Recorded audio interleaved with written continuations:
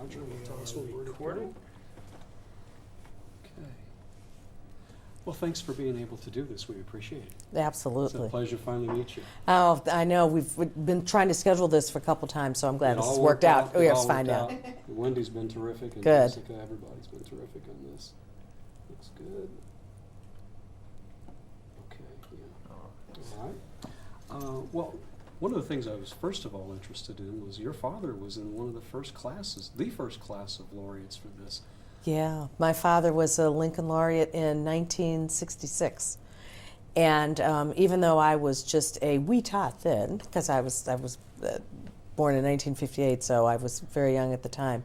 But I remember during the course of several years, he would talk about the Lincoln Academy and being a Lincoln Laureate and how proud of that he was. And I have known several people who have been recipients of it, and I never thought that I would ever be bestowed that type of honor. So I was absolutely indeed delighted when I was contacted and learned the fact that it was coming my way. What was it like to be up on the stage knowing that your father, some 40 years earlier, had been awarded that same honor? Well, it was a great feeling to be on stage and know that my father had received this 40-some-odd years ago. It was a great sense of, I think, a great sense of pride, and I would like to believe that he was watching me and was especially proud of that same accomplishment, that I had achieved the same thing that he did. And also, I think it's really terrific that the Lincoln Academy recognizes the work that we do here at Johnson Publishing Company, that my father, John H. Johnson, and Eunice Johnson started, and that I have been fortunate enough to be able to step into their shoes and carry on their legacy. Well, you literally grew up in the business. What were the kind of family values that your father and mother passed along to you? And you saw them working at their desks every day. You were at the office, and you saw how they interacted with clients and people. Well, I would say that their main family values were to treat people fairly, was to try to be fair with people. My father always said, you can be firm, but you must be very fair. And also, really to be able to listen to people, to listen to their point of view, because a lot of what they did was selling. I mean, my father was probably the most brilliant salesman I've ever seen. And so he said, you really, in order to engage people, you have to be able to listen to them, to listen to their ideas, and then you have to be able to convince them to buy whatever it is you're selling, because they have to be able to be convinced that it's in their best interest. So a great listener. I remember hearing one of the stories on the website. He talked about going into one of the, I think it was a fellow in Texas, one of the executives down there. He said, you're missing a huge part of the demographic here by not advertising with African Americans. And it was a wonderful story. He really knew how to work it. Well, he had several stories like that. I remember when he told a story, and it's in his book, Succeeding Against the Odds, about cracking the Zenith television account and how he had to really convince, then the CEO was Commander Eugene McDonnell, who was a great sort of explorer, that he got to know a gentleman who went on these trips with Commander McDonnell, who was an African American, and named Matthew Henson. And my father got to meet Matthew Henson and got Matthew Henson to autograph a book to Commander McDonnell, which he took to Commander McDonnell to try to convince him, to advertise. And it's those little things that really were icebreakers for him. And at the time when he started, you have to understand, there was no African American publishing at all. He really, really started that. And so in order to convince general market, white media, white executives, that there really was a viable market in the African American community, he had to be very, very ingenious in his techniques. And so that brings full circle the story of Commander McDonnell, because he got to him in a place that no one else had.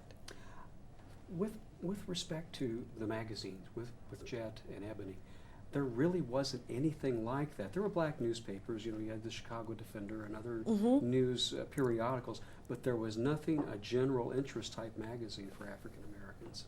Yes, when Ebony was started in 1945, there was no magazine like Ebony, and no concept or thought of a magazine like Ebony. It really was patterned after Life magazine. And what it was set up to do, and it still is the same as today, is it's a philosophy of success and achievement. It's very aspirational. But what we show is what is important to African Americans. Their health, parenting, what happens in society, technology now, all sorts of different things that cut across all of their daily lives. That's what we write about. What I found interesting, in just picking up a copy here, it looks like, well, it's like the best of Vogue, it's the best of Life, it's the best of Vanity Fair, and it's all rolled into one thing. I don't know how you do it on a monthly basis. Well, it's done with a lot of love and care and fussing and fighting and a lot of work. I mean, it's not just myself that puts this together. We have an incredible editorial team on both magazines, on Ebony and on Jet. And they meet daily and weekly and share ideas and agree to disagree on stories. But the bottom line is we try to supply for our readers what they're looking for to help them live better lives. How would you describe the guiding editorial principle in the magazines? I think the guiding editorial principle for Ebony is an aspirational principle. It is about success, about achievement. It's about a can-do attitude. How did you succeed? What can I do to help me live a better life? And Jet, which is our weekly news magazine, chronicles in 1 week time everything that's happened of importance to African Americans across the globe. Just reading it recently, I was amazed at the scope of the coverage. Let me interrupt for Okay. just 1 second. We're going to take this, Okay. slide it down. Oh, can you see it? Only if I Looks zoom like an out. orange tail. Only if he zooms out, we're okay. I think Yeah, we're fine. we're good. And I come out of a news background. Mm-hmm. I'm former public radio news director. I cover Springfield for Illinois Public Television, and I've got a sense of how the news world works. And you're putting a ton of stuff into that little magazine. Yeah, in Jet, we absolutely, and that's why they meet daily. You have to, because the news turns very quickly. And so what you're really trying to do in all the different departments we have in the magazine, whether it's the wedding section, love and happiness, because people love to see people in love.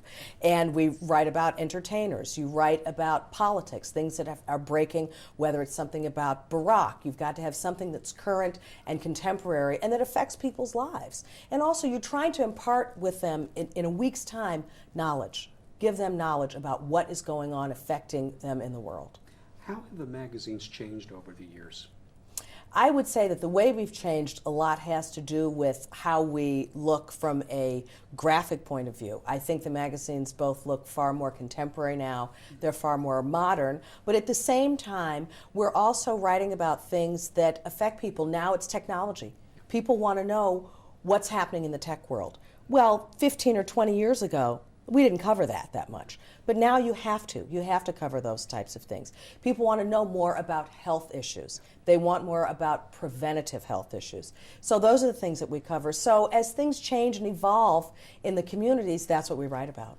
But there's also a lot of hard news in there. If you go in and look at the perspective piece on Condoleezza Rice in Right. the more recent issue, it's unflinching. It's a darn good portrait of her.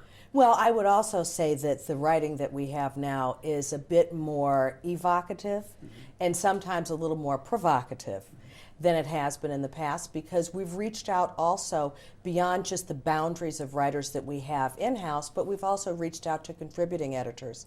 And also they bring in a different perspective. And I think that's been a very, very excellent change for the magazine. We've just done a piece on Africa, and it's going to be a series on Africa starting in the December issue, carrying over into January.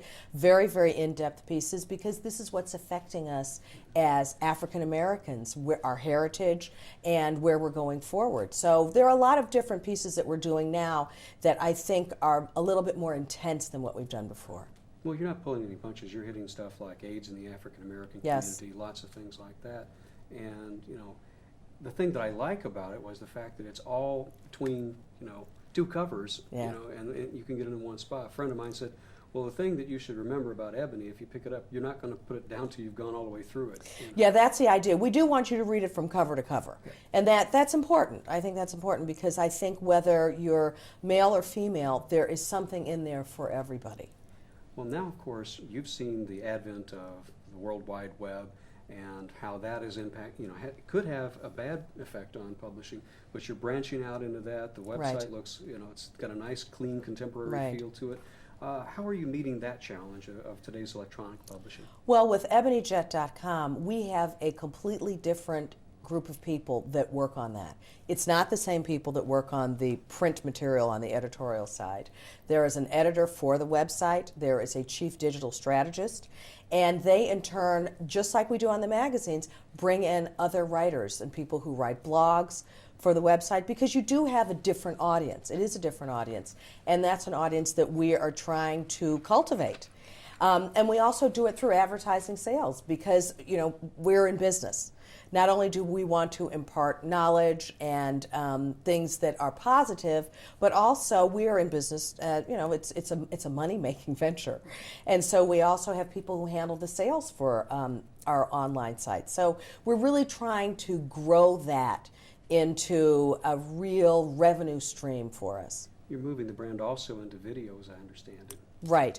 We have a whole new division called Ebony Jet Entertainment Group. We're working on a documentary right now. We're doing some documentary pieces on Johnson Publishing Company, and we've talked to several people about doing some films. So there's a lot in the hopper here. And then we have our licensing division, because we have such iconic brands with Ebony and iconic brands with Jet, and we're branching off. We have Ebony Inspirations, which is our greeting card business, which is terrific. So we're in a lot of stores where you would find greeting cards, and that's just a part of where I think we can grow the business, because my father imparted to me such a great brand, and so now it's my job to really expand that and make it even bigger and stronger. What's interesting too is when you look at Ebony Fashion Fair and how it gets the brand out there, but at the same time it's raising money for charitable causes. Correct. Let's talk about that. I mean, the $50 million in charitable donations since 1950. Yes, my mother is the producer and director of the Ebony Fashion Fair, which is the world's largest traveling fashion show. Unbelievable clothes, beautiful models, but the bottom line really is that it is for charity, and it's really over $55 million that has been raised, and this is our 50th anniversary now for the Ebony Fashion Fair, and it's just been a fantastic vehicle for us to promote the magazine and also to promote charitable giving. One of the things you mentioned in your speech for the Lincoln Academy was one of the things your parents taught you was the value of giving back to community. How would you describe how that philosophy works here at home in Chicago, which is very near and dear to you, and in other things that you're doing around the country, because I know you're involved in a lot of things? Yeah, we're a very, I think, civic-minded corporation and always have been. We're very involved with the United Negro College Fund. I sit on the board there. We are very involved with a lot of things that have to do with education, whether it's education in the art world, because I'm a trustee at the Art Institute. My father was a trustee at the Art Institute. We have the John H. Johnson School of Communications at Howard University, so we are creating budding journalists and communications majors. We have the Johnson Communications Leadership Center at the University of Southern California, so more journalists, so we're getting them in D.C., we're going to get them on the West Coast as well. So we've done a lot of things that are very, very civic-minded. And then in the city of Chicago, I cannot even begin to tell you the countless things that we have supported just in the city. You could do this job in New York, you could do it in Paris, Los Angeles. Why stay here at home in Chicago? I love Chicago. This is my heart. This truly is. I think because we're in the Midwest, you don't have sort of the jaded perspective of the East Coast or the jaded perspective of the West Coast. You are right in rock solid middle America, and I think this truly is a city of big shoulders. You can grow here. It's a very enveloping city, and plus it's just beautiful. It's absolutely beautiful. One of the things I've noticed, and I've been working on this particular program for a dozen years now, and I've talked to a lot of people involved in civic life and philanthropic work here in Chicago, and it seems like it's a small town in some respects because everybody seems to know everybody who's working in this area. Yeah, it does have a good small town feel to it, but it's a small town feel for a world-class city, which is an interesting and sort of a delicate balance, because I remember walking up Michigan Avenue years ago, and you didn't have a lot of people who weren't speaking English. And now there are so many tourists that come here who are coming on an international scale, who are so interested in the city and what's going on in the city. And so, yeah, it's a very, very global place to be. I want to lead back again to Johnson Publishing for a moment. How do you think Ebony and Jet have changed the African American experience in this country over the last 50 years? Well, I would say that we've changed it because we've been where change is. Anything that's happened of major significance to African Americans in the world, Ebony is there and Jet is there. Whether it's the March on Washington, whether it's Selma, Alabama, or disasters that have happened in Jena, Louisiana, we were there. Whether it was Condoleezza Rice being Secretary of State or Barack Obama running for president, we are there. So anything that happens to African Americans that is of importance, we try to be there. Now, a lot of the laureates I talk to are a lot older than you, and I talk about legacies and things like that. You're far from being done. But what has given you the most personal satisfaction about the work you've been able to do here? I have to tell you, I get a great deal of satisfaction with the people that I work with, because I think they really enjoy what they do. They enjoy being here. They have tremendous ideas and great spirit, which I feed off of. And at the same time, we also love our readers. We love our audience. And we understand them. We have a great affinity and affection for them. And I think they do as well for us. So I enjoy coming and working with the people that I work with every day. And at the same time, I get to touch people that I don't even know. It's hard to project out 5 to 10 years where this organization, this company is going to be, but if you had to take a look ahead, and I know you're looking ahead, where do you think you want to take this company and the way it touches lives? Well, we've started out as a publishing company. We are Johnson Publishing Company. But I think the direction that we're going in really is to be more of a media business and more of a enterprise, because we're doing things in licensing, because we're doing things in entertainment. We're going across multi-platforms with the website, with the magazines. And believe me, the Ebony and Jet are the engines that are driving the train on all of this. But I would say 5 to 10 years out, you're looking at much more than just a publishing company. You're looking at a media company, and a media company that is going to have impact still on the African American community, but across multi-platforms. And I think that's one of the things that really comes out of this. This company, over the years, has really changed and moved the ball forward in so many different ways. That must be a wonderful feeling. It is a terrific feeling. It is a terrific feeling. I'm very blessed. I am absolutely blessed to be able to sit here and to be able to talk to you about something that I have such great passion for, and something that really has been a gift to me, and a gift that I cherish every day.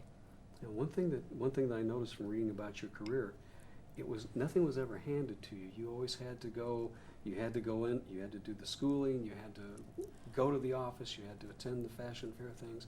It wasn't handed to you. No. If you knew my father very well, there was no way that he was going to build the type of business that he built and turn it over to someone that he did not think was qualified. And being qualified means that you had to have the discipline to have the education and the discipline to work hard, and the ethic that he was looking for, the work ethic that he was looking for. And also, it's the same with my mother. I mean, she instilled the exact same thing. It was education, it was hard work. You've got to come to work, you've got to be on time, you've got to contribute, you've got to be sensitive to people's issues and their needs, and you've got to listen to people. So none of this was just sort of handed to me.